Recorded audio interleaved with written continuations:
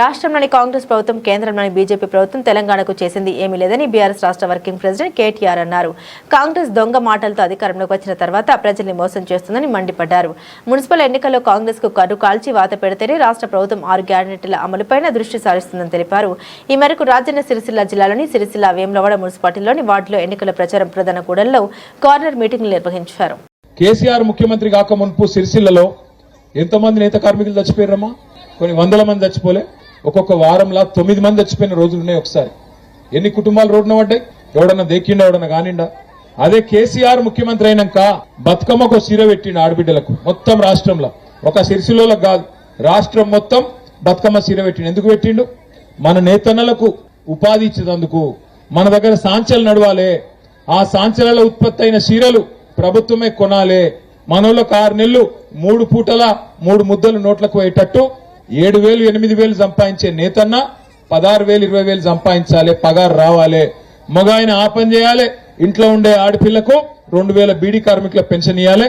ఇద్దరికి కలిపితే నెలకు కనీసం ఒక 20,000 రూపాయలు వస్తే బతుకుతారు అన్న ఉద్దేశంతో కేసీఆర్ సార్ ఆ పని చేసిండు. మరి కాంగ్రెస్ ప్రభుత్వం వచ్చింది, రాగానే బతుకమ్మ చీరలు తీసేసిండా లేదా? ఇలా వస్తుందా బతుకమ్మ చీరే? ఇలా ఉన్నదా బతుకమ్మ చీరే? 2 బతుకమ్మలకు కనీసం ఒక జాకెట్ ముక్క పెట్టిండా రేవంత్ రెడ్డి?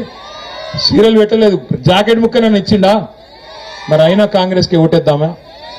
ఇక్కడ ఉండే కాంగ్రెస్ లీడర్లు వాళ్ళ దగ్గరికి మన ఆసాములు కొంతమంది వేయను, మన స్టేట్లు వేయను.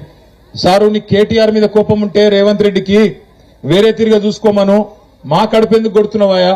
ఈ బతుకమ్మ చీరలు బంద్ చేస్తే మా సాంచలు బంద్ అవుతున్నాయి, మా బతుకు ఆగమవుతున్నది, చూసుకోవా అని చెప్పి అడిగితే ఏమంటాడు తెలుసా? మహేందర్ రెడ్డి అని ఇక్కడ నా మీద పోటీ చేసిన కాంగ్రెస్ లీడర్ ఏమంటాడు? ఏమన్నాడు ఎరికేనా? మీరు మాకు ఓట్లేసిర్రా?